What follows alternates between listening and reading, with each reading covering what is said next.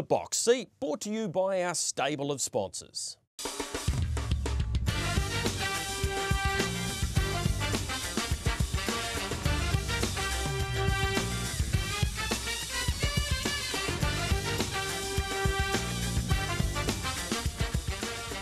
Hi everyone, welcome to this edition of your Box Seat off the back of a stellar weekend of racing, regardless of code. I'm sure you would have enjoyed it.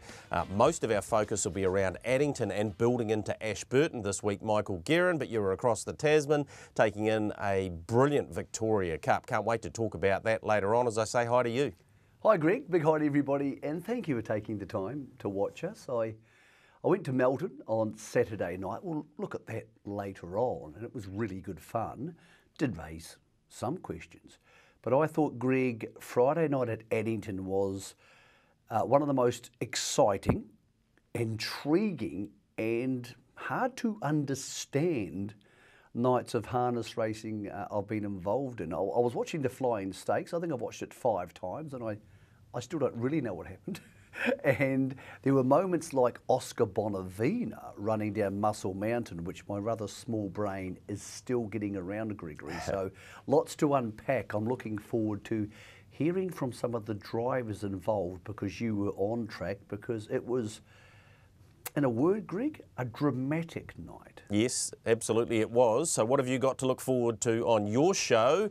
Yeah, what a horse race it was. The 3-year-old Flying Stakes at Group 1 level with Air Park Canterbury. Akuta, yeah, he was brilliant. He sat parked and he took out the Austin Farrier supplies and did it in great style. We'll preview Ashburton without the fields, of course. Matty White had a great night at Addington. It was a big night for the Northerners, in fact. We had an issue with the betting on the races, of course, particularly off course. We'll look at the Victoria Cup, Derby and Oaks, and you get that chance to win again with Entain. Looking forward to getting to Cup Day, where we'll do the draw for the big Grand Prix day. Right, let's get straight into Addington Raceway, the race we've been talking about, the Air Park Canterbury Flying Stakes. Coney Island Lou was flying in front. Gee, there'd been some pressure. They were running time. There was a lot to unpack here. Jollymont coming off the inside. Merlin got into a bit of a war that ultimately cost Zachary Butcher 3 driving days, and Mark Purdon got to the outside and stormed home with the star 3-year-old Don't Stop Dreaming. Here's Matt Cross and then all the post-race action. Don't Stop Dreaming won it, beat home Jollymont and Merlin. What a horse race! What a horse race. Yeah, it was a bit nerve-wracking from where I was sitting, but I'm sure watching it was an exciting race. All right, very quick lead time, 23.4 when you're sitting back in the field. Can you feel that? Can you feel they're going that hard? Yeah, it was hard to make a move. You know, I didn't have the confidence to go on my own. I just felt it was asking too much, so sort of waited as long as we could, but you know, then put him into the race. But he's still a long way off turning in, and he really rallied. And it got a bit hairy there too, didn't it? It wasn't that easy a run through for him. It could have gone pear-shaped. Yes, it could have. Yeah, it was a bit of a skirmish, sort of just turning in, and I checked him because I thought the worst might happen, and sort of came out wider again. And when we turned in, I was a long way off the leaders. But as I say, he's a great little horse, and he really knows. Well, it's going to put a smile on your doll.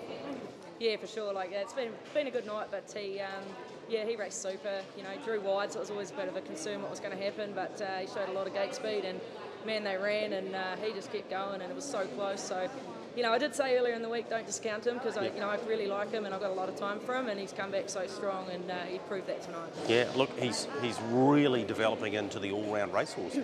Oh, absolutely. Like, he can sort of smoke the gate, he can come from behind, he can lead. Yeah, he's just he's not just a one-trick pony, that's for sure. What do you do with him now, Arns? Because it's hard to find a pathway, if you like, towards the Derby in December. So what are you thinking? So he'll go probably Ashburton for the Sophomore, and he'll go there, and then Cup Day. I think there's a $30,000 race for him there, and I think he's proven tonight he'll probably stay on for the Derby. Well, you'll be happy, but disappointed. Yeah, you know, I wish I was just about 50 metres more patient tonight. It could have worked out different. He went super. We've got a little held up around that, crucial part of the race, and really stopped him in his tracks. And the way he got home was pretty outstanding. And he had a decent blow afterwards? Yeah. He gave me the feel like he'd actually get better with that run. So that's very exciting. And hopefully next time we don't draw one the second line, we can sort of put him in the race in a bit of an easier way. What an electrifying start to that race. Yeah, it was all on early, Greg. Sort of thought I had to sort of get handy enough from the draw. If I went back, we probably weren't going to get much money, but to burn as hard as he did at both ends and to stick on as well as he did, I was absolutely over the moon with his run. Yeah, look, he's only going to improve now that he's at this level, but he's clearly deserves that shot, doesn't he? Yeah, his best is this in front of him, Greg. He's still a bit of filling out to do. He's a big slabby fella, but I think we'll see the best of him next year, but we'll be pressing on to the Derby. Well, Michael, where do we start? At the start, Jollymont Wagstar, huge off the gate. Matt Cross saying in his call, Michael, that it was the quickest lead time that he can remember, and the pressure just did not relent from there. A couple of butchers, David and Zach. I reckon if they were slightly more patient, you heard that from Zach, either Jollymont or Merlin probably would have won the race because they did fan out wide. But if this is anything to go by leading into the Garrard's Derby on the 10th of December, it's going to be some build-up. Yeah, I think the Derby, obviously over a longer trip, Greg, you'll see the better horses, and that would probably seem to be Don't Stop Dreaming and Merlin, maybe more dominant because there were lots of factors that played into making that a very even finish. When you see those good all-stars horses win major races, they very rarely win them from 6 or 7 wide. That's not what they tend to do. And it's not often these days in harness racing because of the speeds they go. You see 6 or 7 across the track in a major race. It doesn't happen a lot. It happened in the Victoria Cup as well. Just with the winner, I think he's the best of this crop, Greg, and I think everybody sort of suspects he is. I don't think there's an enormous deal between him and Merlin, but I think maybe he's the superior stayer. He had a couple of little interruptions in the last 400 and still got the job done. So he's a winner of a horse, most appropriately, because we'll talk about some of his ownership shortly. Jollymont's the big improver. I think the break between the early season 3-year-old and now has brought him on enormously, and I think a lot of the Sweet Loos are like that. They seem to get bigger and stronger as they develop into the second half of their 3-year-old season. So he's clearly a horse who's gone from being smart horse to this will end up an open class type horse. Merlin was really good. I wasn't quite sure, some people said Zach sort of stayed there, but had he stayed 3 or 4 deep on the fence and not got a run, people would have said he was an idiot. So I can sort of see what he was thinking, and I didn't quite expect him to fan that far away from the inside. It wasn't like a passing lane, it was like a bus lane. Yeah. So outside of that, there were that many other horses in behind who, some of the done runners. Well, Whose Delight was one, got checked on a couple of occasions, that many horses total forgive. Yep. Where if they draw 1, 2 or 3 in a good race, they could win. If they draw 10, 11, 12, they're going to be $40. Yep. And I think that sums up this entire crop. I think there's really good depth, as there should be, because the new season should mean we have these horses heading forward. Basically they're 4. They should be good horses by now. Deep down inside, though, it's going to take a hell of a horse, in my gut feeling, to beat both Don't Stop Dreaming and Merlin in the Derby. Because over the Derby trip, you tend to see bigger margins, and I think luck is least important. And I think Don't Stop Dreaming is the best of them, unless Merlin draws to be in front of him, Greg, in any of the major races. Just talking about them, of course, Mark Purdon got suspended on Friday night, so he misses right up till Cup time. So that won't affect Don't Stop Dreaming. It'll affect quite a few other horses. I spoke to Mark about the drives last night, and of course Zach's suspended. So there's a couple of moving parts there for who's going to sit behind some of these horses. I wouldn't be surprised if they both turn up on Cup Day in the junior free-for-all, because I don't really see, Greg, any other pathway race for Don't Stop Dreaming to get to the Derby in the next 6 weeks.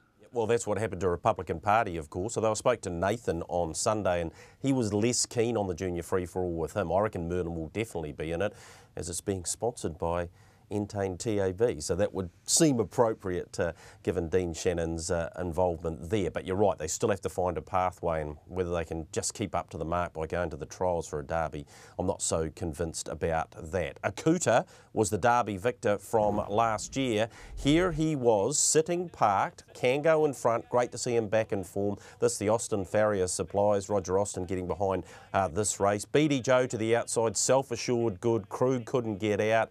Mossdale Ben to the inside.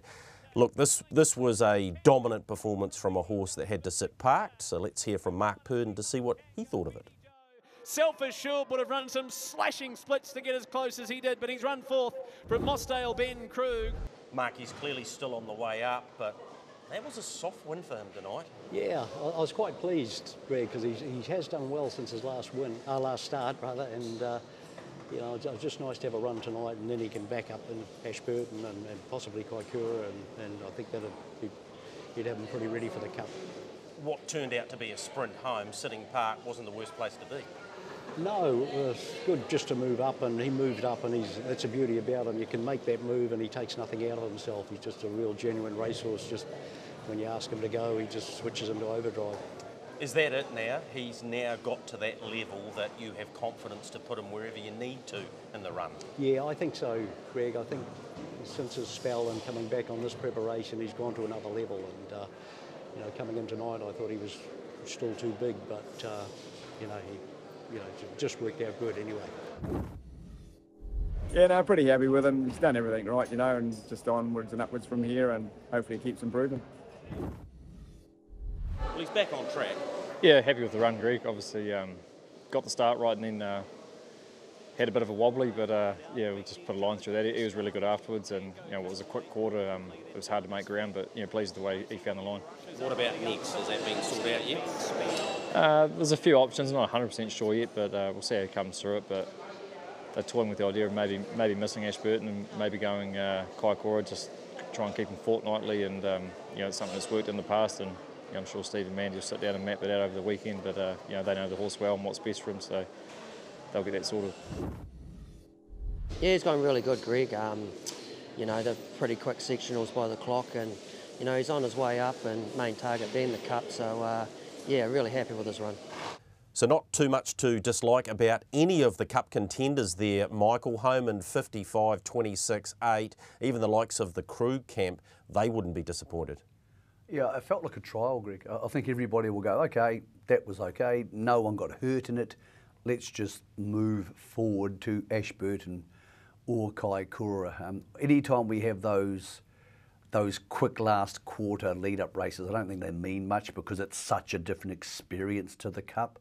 But I do think Akuta's going to improve. I think he's quite a round, big horse now, and I think he's going to cop a lot of racing. So it's very hard to make a case he's not clearly the horse to beat in the Cup, but there's enough around the Beatty Joes and the Krugs and Self-Assured who will continue to get better. And as you said, good to see Can go back. Thought Mossdale Ben was really good. He's very much proven to us all in the last 6 weeks he's a genuine open class horse. So I thought it was good, Greg, but it's almost like, let's move on from that. The one thing it did show is that Akuta deserves his place at the top of the market, even though I'm sure not many of our viewers are going to be jumping on at 2.2. All right, the colours that he wore to win that race so significant over the weekend, because on Monday, on his 90th birthday, Ian Dobson passed away, the man known as Dobby. 31 Group 1 races he won, of course, his star pacer Christian Cullen, who we're having a look at now, winner of 22 from 31, won the 98 Cup, won the Miracle Mile by, as you would say, Michael, a cricket pitch, and he won the Cup, of course, with the Mainland Banner, and he's been having this unbelievable run with Don't Stop Dreaming, obviously with Muscle Mountain and Akuta. So, yeah, sad to hear of Ian's passing. Had a great innings, though, and as he said only a couple of weeks ago, he was in the form of his life, horses-wise. He was actually a really good golfer as well. I got to experience that a couple of times, a scratch golfer. So, pretty sad to hear of the passing of Dobby. We had a very full life, and when you think about people's lives, I didn't know Ian till probably 25 years ago, so he was probably 65 when I met him. So I don't know what he did in his life before that. Obviously he played a lot of golf and raised a family.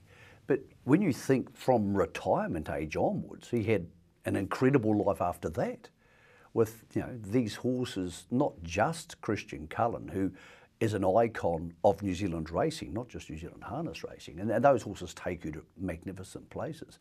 But Mainland Banner was a really good horse. He had Gotta Go Cullen, who won an Auckland Cup, and it was a really good horse.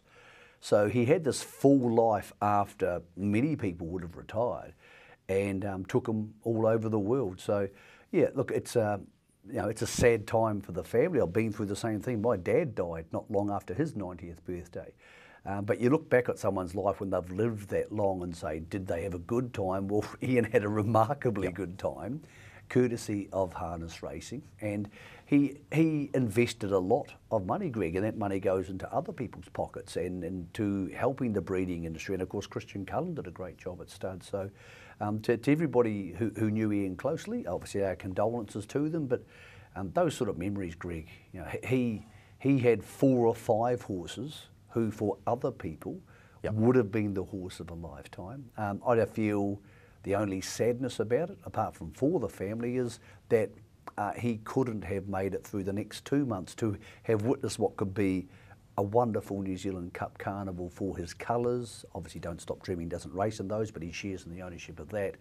But there'll be some very poignant moments, I think, over Cup Week because of Ian's passing. Yeah, to his partner Janice, to Stuart and Lynn and their extended family. And of course he raced a really good galloper, Michael, called Royal Creation, who was a nose away 6 or 7 time at Group 1 level, trained by Ray Werner back in the 80s. And his first ever horse was Jam Cover Girl, who I don't even think won a race. So yeah, farewell Dobby, and thanks for all those great memories. His horse is the favourite for the Cup, of course, Akuta, at $2.20, 460 Old Town Road. Swayze, who we'll see shortly, $5.50, and then you're at the Self-Assured $9 and BD Joe. The Ashburton Flying Stakes this week is always a crucial lead-up race. Here's the Canterbury Classic, where Republican Party got the perfect run, Michael. Interesting, the Ashburton Flying Stakes this week, because Akuta, Self-Assured are there.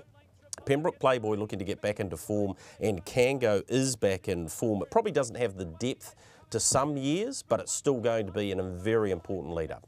Yes, and I think it will see the return of one of our great drivers, Natalie Rasmussen, has been on the sidelines for the last few weeks. I spoke to Mark Purdon last night. He would expect her to drive Akuta, and he's thinking, depending on other driving requirements, they were thinking potentially Blair Orange could drive Self-Assured, but Blair's got to drive Republican Party, or depends what Carter does, if Krug heads there or not.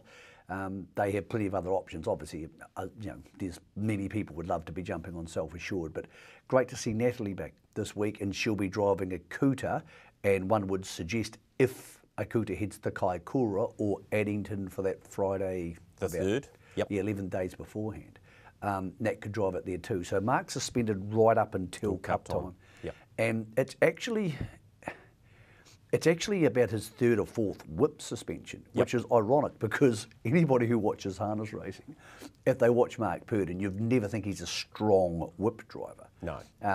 He taps them a lot, but he's absolutely not a, you know, out the side of the sulky type man. So obviously the rules are the rules. He has to take that out of his game, but I'm still not sure we're getting the intent of the rule, which is cruelty to horses or public perception, and these sentences right. And that's not defending Mark, he gets to play inside the rules, but I'm not sure those two things are gelling exactly how they should. No, and the reason for his length of suspension is the consecutive nature. It's pretty much been 3 out of the last 4 meetings from memory. So we'll move on from that, and another All-Stars runner. Not many people saw this coming. Oscar Bonavina on the back of Bolt for Brilliance here, getting to the outside. Muscle Mountain had a picnic in front though, and right here you thought, oh well, that's pretty much race over. But he is so fast. We'll hear from his driver as Bolt goes into a gallop there post-race, and then hear from Tony Herlihy as well to get his reaction. Oscar got up right on the line. He out-sprinted him, beat Muscle Mountain. Olivia, that must be an amazing feeling when a trotter of his speed gets to full tilt. Yeah, it's phenomenal. The speed he has is the speed of a pacer when he's saved for one run, and it's just showed what he can do tonight. All right, you got on the back of Bolt for Brilliance and expected him probably to take you a little bit further, but that didn't happen when he galloped. When you looked up and saw Muscle Mountain that far in front of you, did you think you could get him? To be fair, I thought I'd run a close second, but his speed just shone through and just got over the top of him. It's going to be hard to get you out of that seat now. A couple in a row, a couple of group races in a row, and building towards cup time. He's had his challenges, this horse, no question about that at all. But he's right in the zone at the moment, isn't he? Yeah, this season so far he's had 2 starts and 2 wins. He's really in the zone and really loving his work. So I'm sure he's going to make a good account of himself. Tony, he looked to be trucking into it beautifully. Yeah, I don't know, Greg. He's never broken before, as we know, and yeah, not since he was a 2-year-old. But yeah, so it's a bit of a question mark. But he seems to have pulled up well, so that's the main thing. But yeah, a bit of a mystery why he did that. Because, like you say, he was coming into it really nice, and yeah, I was looking forward to the run home. Yeah, well, look, they really were hiking at that stage. Yeah. It had been a slowly run race for that class of horse. But, as you say, the best thing about it is that he looks like he's pulled up fine. Yeah. It's press on from there. It's exactly, Greg. Yeah. What is the plan? Did you have one? I suppose it depended on how he went, but I probably with Ashburton just next week. I may miss Ashburton. Right. And there is a trot here on the 3rd of November. I think I might just aim in for that. And not nipping up to see your mate? No, probably not. No. I still got nowhere to stay up there. No. Well, we'll keep an eye on what happens in the next few days. Just keep in touch. That'll be fine. Yeah, Michael, I spoke to Tony yesterday. Horse is absolutely fine, and he will go to the 3rd of November. Yeah, his mate Bob Rochford, no room for him at the inn, is the way he described it. So he's absolutely fine. Spoke to Ben Hope straight after the race. He was disappointed. He thought Muscle Mountain should have won that race. I see he's now in the Flying Mile, which I don't know was totally on his radar. So it'd be interesting to see who else goes there. You've got a Majestic Man, Loving the Port, also going there, and obviously Oscar Bonavina too. But let's give some plaudits to the winner. He's back and back big time. What was Tony doing before you were talking to him? Not really sure. His hair was sticking straight up like a seed. Yeah, well, I'm not in a position to be bagging anyone about follicle challenges, Michael. Agreed. But so it was something about Mary. It was very unusual. I might have to discuss that with Tony.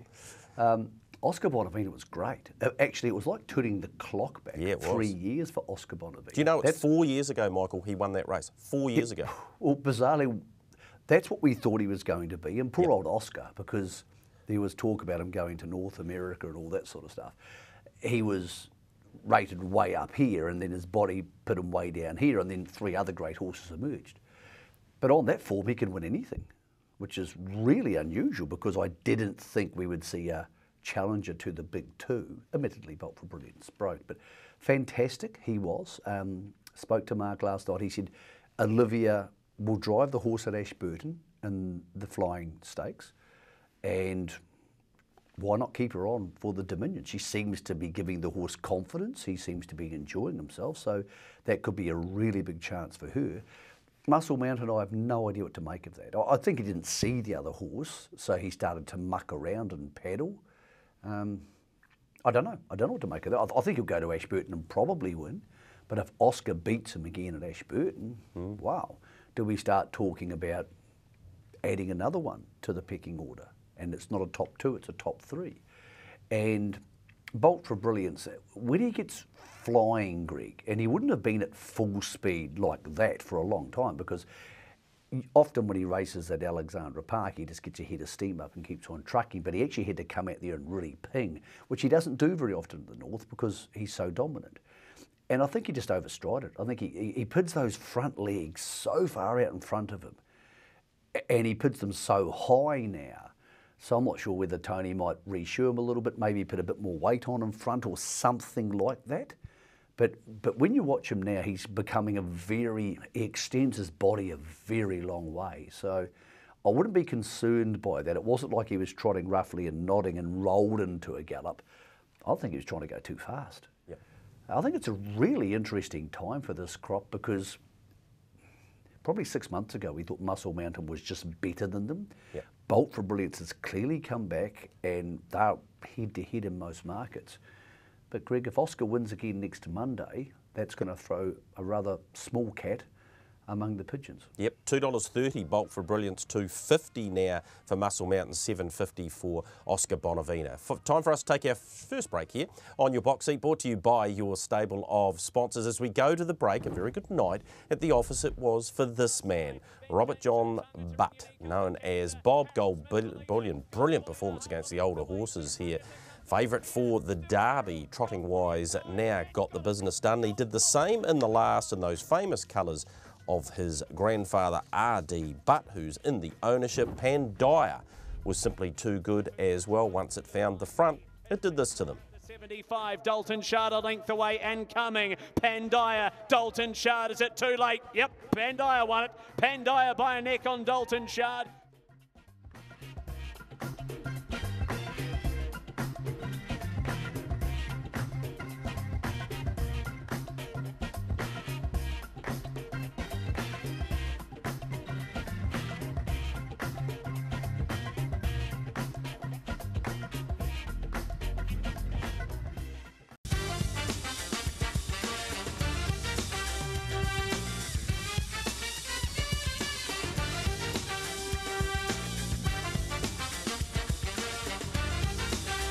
Welcome back into your box seat. Yes, brought to you by our stable of sponsors, New Zealand Bloodstock Harness Million Night. 3 big races. Let's get into them. The first of those was for the Trotters, and the dominant favourite leading into it, Paramount Kiwi, made a demolition job of this field. Simply too good for them. Young Matty White has done a great job with him. Once he found the front, he powered away. Good effort from Lil Whip in second. Princess Sadie showing that first up win was no fluke, and a nice run in behind them from the Merc.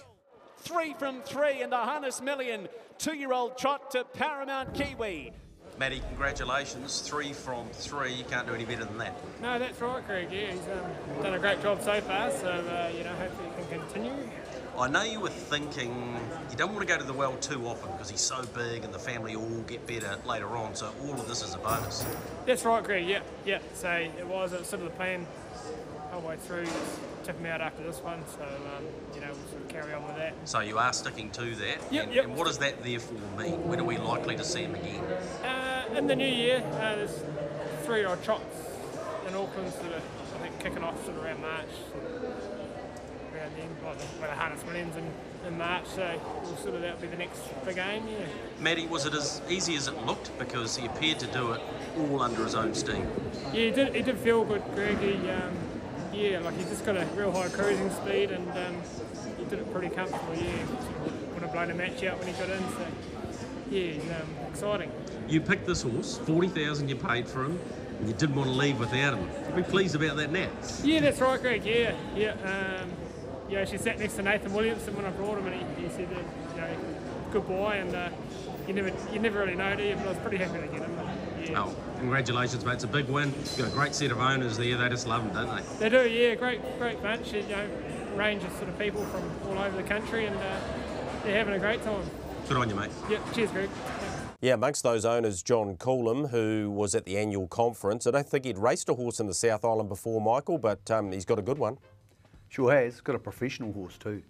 And I know he's a 2-year-old trotter, but you can see he's going to end up a horse who's going to go most of the way through the grades. He's got that scope. He's not going to need to get much faster. I wasn't aware actually that Matty has actually moved to South Auckland. I keep always thinking of Matty as a Cambridge trainer, but he's based in South Auckland now. I was told by Garrick Knight this week, so welcome to Auckland, Matty. He'll be a great addition to things here. Look, well-bred horse, so he'll go on with the job. I'm not sure what to make of the rest of that race for the obvious reason that one of the favourites galloped out of the gate, which is very rare for an All-Stars horse, and one of the other favourites galloped as well. And Princess Sadie looked a little bit runny and behind in the first half of the race, so I'm not sure we saw the best of lots of the opposition. The one other thing I'm not sure about is I think the gap between this race and the next 2-year-old race, which is at the Grand Prix meeting, or the next big 2-year-old race, at the Grand Prix meeting on December 10th. I think it's too big. I'm not sure where you would put it. I'm not even sure if it would sit more nicely during Cup Week, or whether this race would sit more nicely during Cup Week. But I think for 2-year-old trotters, because they don't have a lot of things they can do in between, you don't really want to race them against the older horses that much. I think a 2-month gap is too big to bring the Northerners down and stay for 2 months. There's not enough money, Greg, in a 2-year-old trotting race to stay for 2 months, or go back and fly back down again. I don't think that makes any sense either. So I would like to see the gap between those 2 races closed, whether you move this race later or move the other race more forward. And I'm not trying to denigrate Grand Prix Day, because I think the race sits really nicely there. But yeah, I think 2 months is too long, and I don't think it's going to see the best versions of all these horses meet that often. Totally agree there, Michael, as we now have a look at the boys section, and Cold Chisel got a beautiful run throughout, $100,000 purchase at the sales, and when you get a run like this and it's trained by Barry Purdon and Scott Phelan, then you expect them to run on. Lee Major was in front, very brave run from Vessam, Chase a Dream down the outside. And not a bad run from the 5th horse either, charging into that position, Hawkeye Pierce. So let's hear from Barry Purdon post-race. Chase a Dream in 3rd in Le Major. Barry, further success in a sale series race, truly satisfying, I'm sure. Yeah, great throw, Greg. Yep, certainly a lovely colt, and got a great run, but we all need a good run in those big races. Yep, back-to-back, of course, not only for you, so for owner Dean Shannon, a big thrill for him, I'm sure. Yes, Dean, he's actually here, but they're just having a bit of trouble with the TAB system at the moment, so he's unfortunately not on track. But I spoke to him and he's over the moon, he's thrilled. All right, what did you like about this colt in the sale, and what were you looking for in him? Because he looked an early goer and it's proved to be that way. Well, Dean really liked him, and he just said, would you go and have a look at him? And I did, and I rang him and said, look, he is a nice colt, so he proceeded and bought him, so that's how it really came about. Brilliant for you and this team that you have with Zachary Butcher, because I know how much admiration he has for your training, but when you put him on, he gives you confidence too, doesn't he? Yeah, he does. I just, Zach, yeah, as usual, gave the horse a perfect trip, but big thanks to Scotty. Really, he's done all the work, really, and he's taken a lot of pressure off me, and he's certainly made these horses for this race tonight, Greg, I can tell you that. Mark, it was never going to be an easy race off the second row, but let's start with Chase a Dream. Terrific performance. Yeah, terrific performance. Just beaten by the horse, got a perfect run, and he did the work around them and was 3 wide for a good part of the journey, so very proud of him. Yeah, and Vessam was pretty good too, off the back of a pretty hard run last week. Yes, that's right. Yeah, he worked around and sat in the breeze probably the last 1,000 metres or so, and he fought right to the line. He wasn't beaten by much. Mark, it's a very even bunch. It probably means that there's no standout going forward. No, that's right. I think just shows you, the one that gets the run is going to be the one to beat, and they'll decide those bigger races coming up, I think. Well, he was drawn to lead. It was always going to be a bit of a pressure race. What did you make of it? Oh, I wasn't disappointed. There's a bit of wind out there, and I'm not making excuses. Just got beat by a better horse on the night, or better 2 horses on the night. He's still stuck on there. When he was all done, he kept trying, and we're all really proud of him. We're not upset by any means. And I think he's going to become a really nice horse in time too. Yeah, he's on a learning curve, isn't he? Oh, absolutely, like they all are. They're only babies, and he might be a better follower. Who knows? We'll see what happens next time. Really happy with this guy, Greg. He made his own luck early and got on the 3 wide train and worked into that wind around the showgrounds corner, and to sit park from there on, and he really dug well to run 4th, and only half a length from the winner, so really proud of him. And Hawkeye Pierce just in behind them as well. Todd Mitchell saying pulled pretty hard. It's a competitive bunch, isn't it, Michael? Yeah, no star horse, as quite a few of those interviews suggested. So well done to Dean. He's doing a lot for New Zealand racing, Dean Shannon, who owns the winner, and away from the fact that obviously he's one of the bosses of Entain, he's been investing a truckload of money in New Zealand racing for a long time. Also to Barry and Scotty, it's hard to go from the north to win these type of races, and they won 2 last year. So when you buy horses and you target these races, to pull them off is a big deal.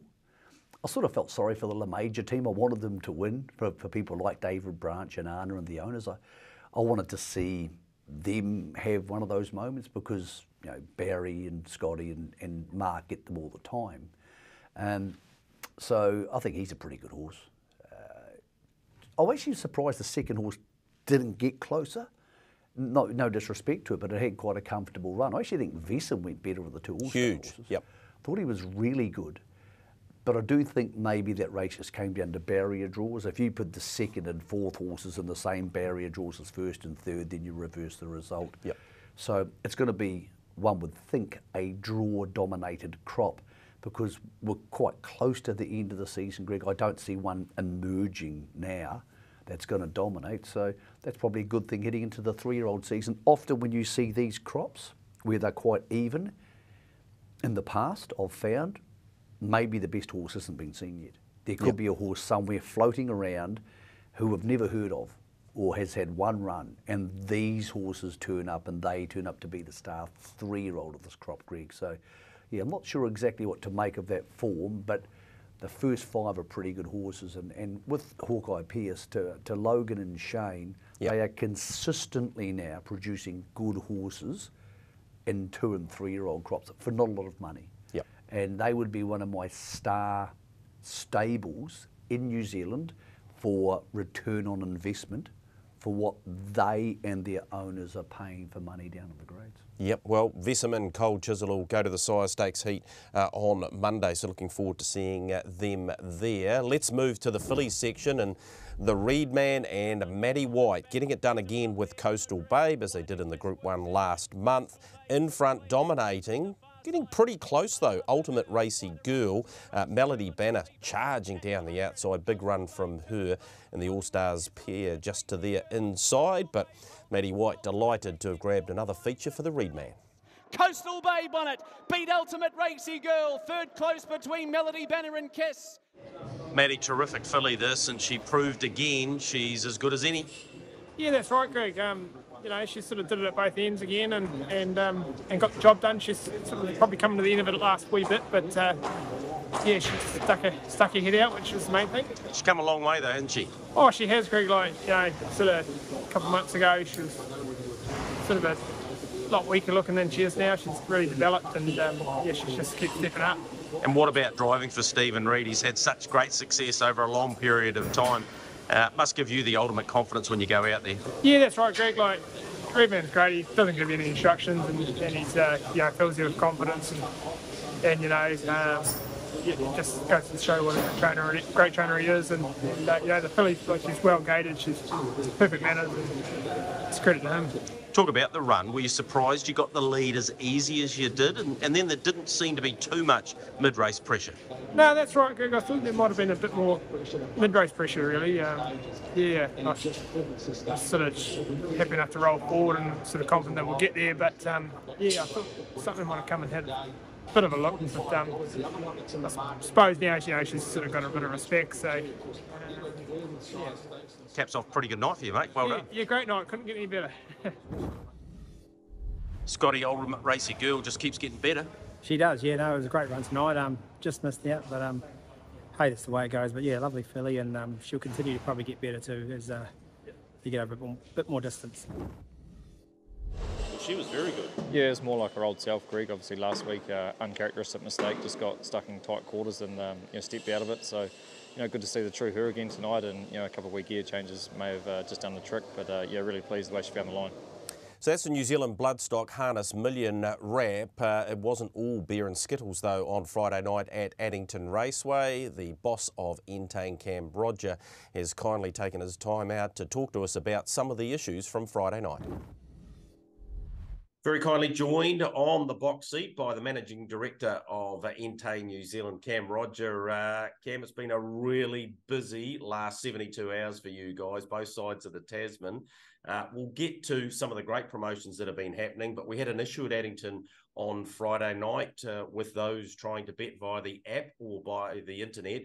Just explain to me in layman's terms what unfolded. Yeah, sure, Greg. So thanks for having me on firstly. And yeah, I guess just to start, I'll say, I mean, just so it's clear up front, you know, what happened on Friday night wasn't good enough. I think we were trying to be as possible in the comms went out straight away. So what happened, and punters who were betting at the time would have noticed it, we started to get some intermittent issues. So sort of things cutting in and out. It was affecting retail. It was affecting on-course to a point, and it was also affecting all of our online services.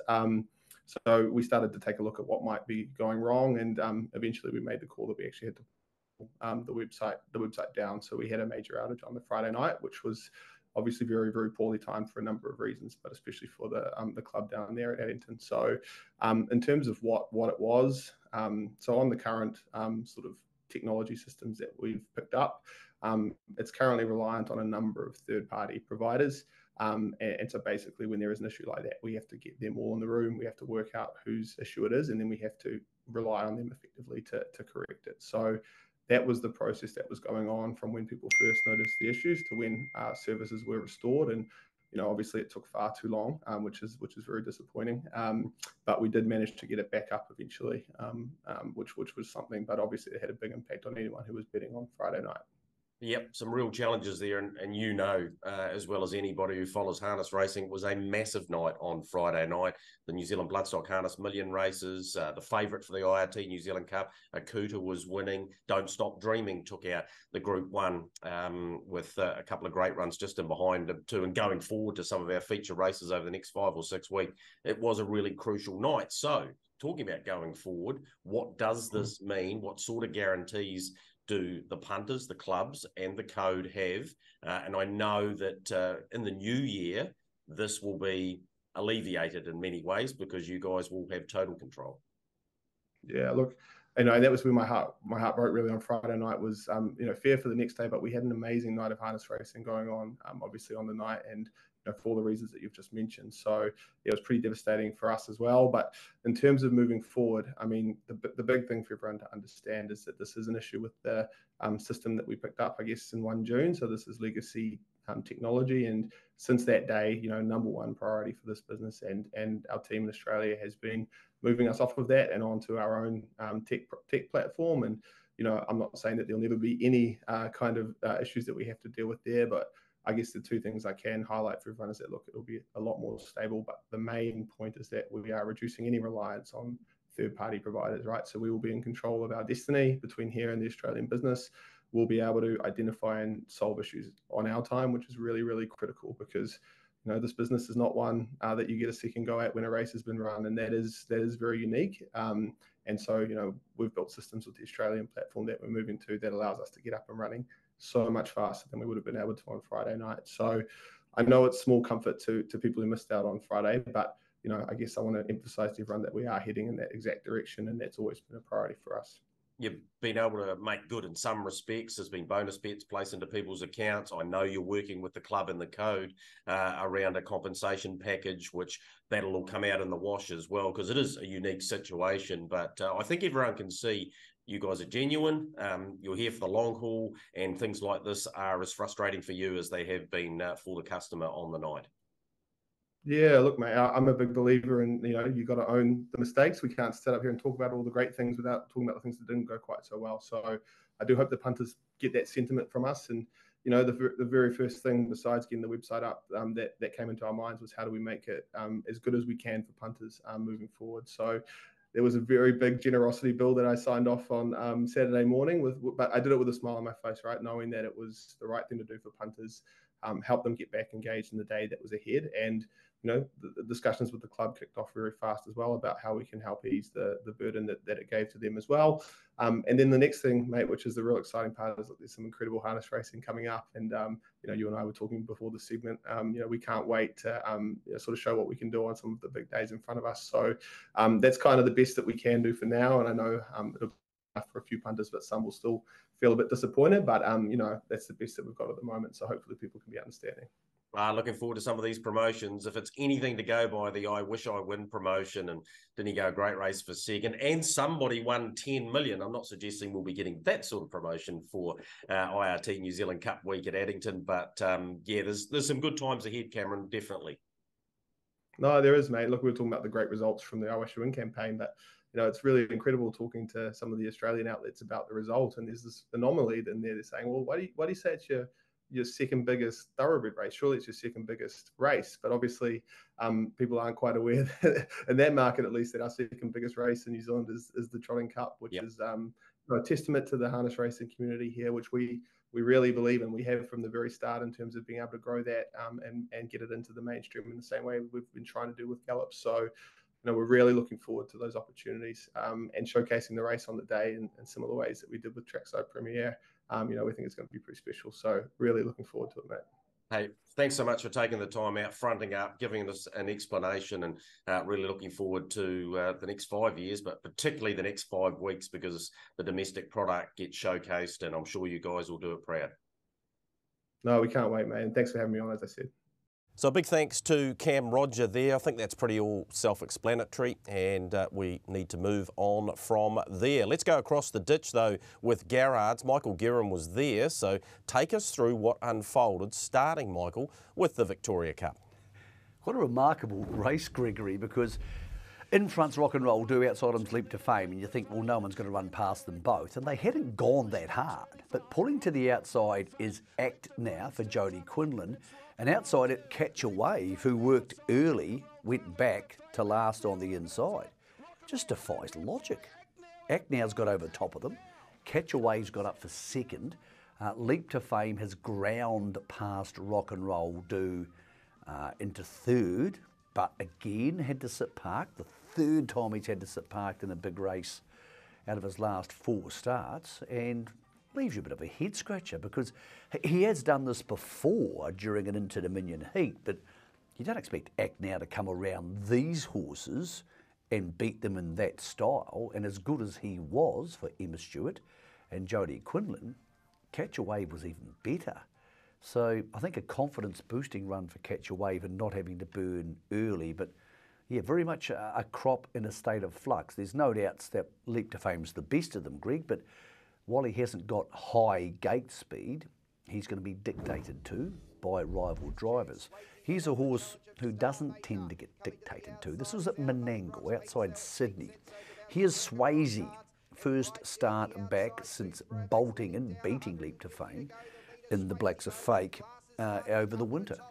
Now, he's on a New Zealand Cup campaign. These horses aren't that good, but he's absolutely smashed them. Clearly, he's heading in the right direction, and he's now second favourite for the New Zealand Cup. He looks a natural stayer, and because he likes to run on the front end of the field, he's going to get plenty of respect if he can settle in front of a Nakuta, a BD Joe, or a Self-Assured. So very serious New Zealand Cup contender, and of course he's going to be driven by Cam Hart and trained by Jason Grimson, who know how to compete in the biggest races over here.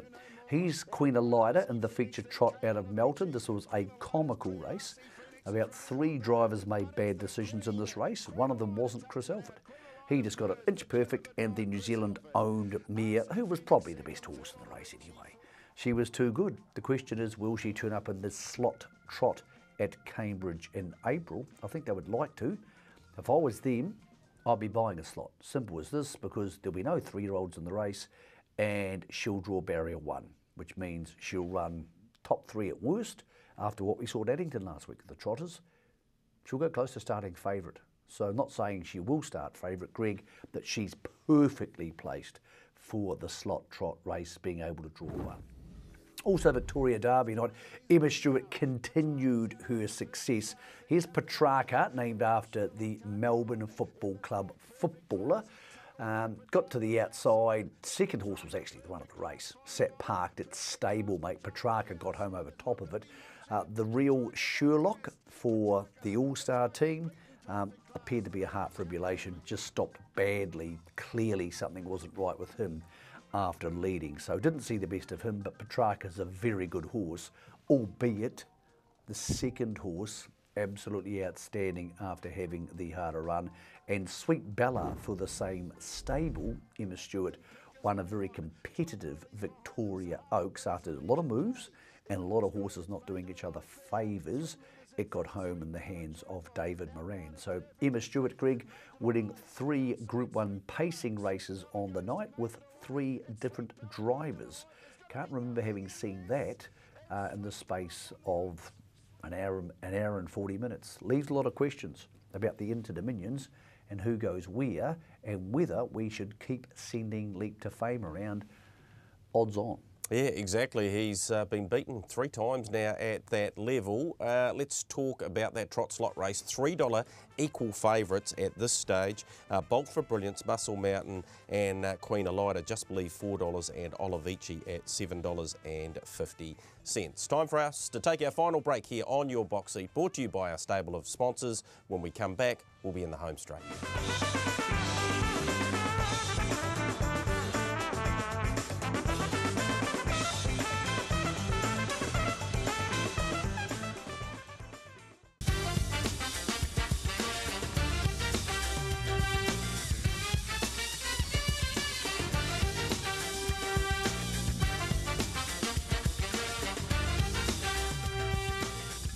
Welcome back into Your Box Seat. Competition time. Yes, we have the competition, of course, for Ashburton, and we do have a winner. Jeff Hurst, congratulations. A couple of tickets coming your way for Magic Monday. It will be superb at Ashburton. The club will be in contact with you regarding that. Who won last year's Ashburton Flying Stakes? Well, it was BD Joe, of course. So big thanks to Ashburton, who always get behind the box seat. Let's have a look at this golf on Cup Week. It's on the Monday. There's those couple of heads again. If you want to get involved in that, just send us an email, boxseatnz@gmail.com. There's a couple of spots left. We've got a few entries last week, so that's great if you want to sponsor a hole. It's $250 plus GST, $200 per team of 4, and profits going to the injured jockeys and trainers and drivers. So that is that, and of course our Entain competition, which continues to build momentum. All you have to do is send us the answer to the question, boxseatnz@gmail.com. 1 entry per person per week. Great prizes, $5,000. It could be up to you. Anywhere in New Zealand you travel, you stay at the Commodore, you get breakfast as well. Who won last year's Flying Stakes? We just gave you that answer, so we're trying to help you out here. So good luck to those entering into that. Drawn on IRT New Zealand Cup Day. It will be after the junior free-for-all. We'll get our team from Entain to do that. Let's have a look at the map. Where do you race around Aotearoa this weekend? Alexandra Park, Whispering Artist goes round there. Should be hard to beat on Thursday night. 9-race program there. Addington, 5:15 the first. They might have 11, so keep an eye out for that start time. Decent nominations there. It's Tuapeka Cup Day on Sunday, 12:15, a 10-race program at Invercargill, and the huge day at Ashburton. 10 races, 12:22 the start of those. The Ashburton Flying Stakes for $60,000, the best of those. And Manawatu have 6 races on Monday to boot. Let's get into a bit of a preview pre-barrier draws. Let's have a look at Head 'em Up. This is at the trials. Could not have gone better than that. In front for the Master Paul Nairn. Does take its place this week and should be extremely hard to beat. Head 'em Up. It's only had a couple of starts, but one on debut and then got it wrong after that. Pretty impressive trial it was. So expect it to take some beating there on Monday. The second of the horse we want to have a look at is Flying Alley. She's only had 2 starts, 2 wins. She was excellent here. Takes her position in the Dunstan horse feeds, and nothing to dislike about that. Da Vinci getting over the top late in the piece, but she's a smarty, Flying Alley, so looking forward to seeing her. And Carrera Rapido was one of 4 winners on the night for the All-Stars. Goes to the sophomore on Monday with Garrards. This field includes Coney Island Lou, Captain Tom, Helium Triple G, Who's Delight, Sooner the Better, Da Vinci, Jollimont.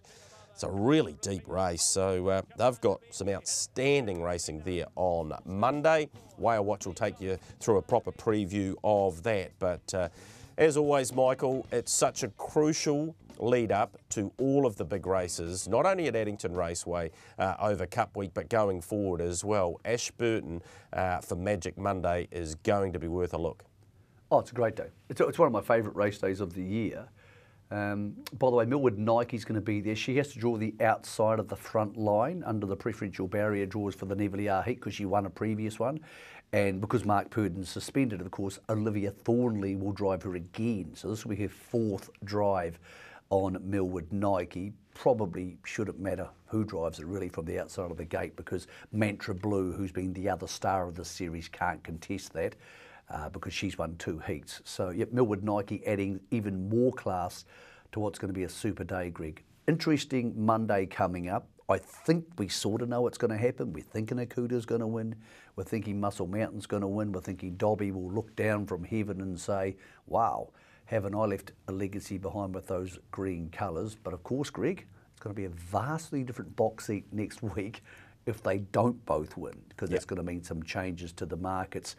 Although this year, Greg, with the slightly later New Zealand Cup and there's sort of another meeting wedged in between, I feel like there's just a little bit more wriggle room for some of these horses and for some of these trainers in their planning from how they get to this day to Cup Week, which of course is now 4 weeks away. Yeah, not far away at all. Michael, appreciate your time as always. That's been your box seat for another week, brought to you by our stable of sponsors. Michael and I will see you in 7 days.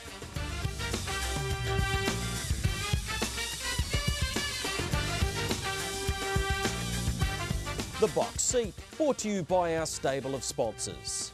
Harness Link, for all your worldwide harness racing coverage. Brecken Farms, New Zealand Bloodstock Standardbred. IRT, it's your horse and our passion. Garrard's Horse and Hound. Lincoln Farms, Renwick Farms, Harness Racing New Zealand. The clubs, Auckland, Cambridge, Addington and Ashburton, and the TAB.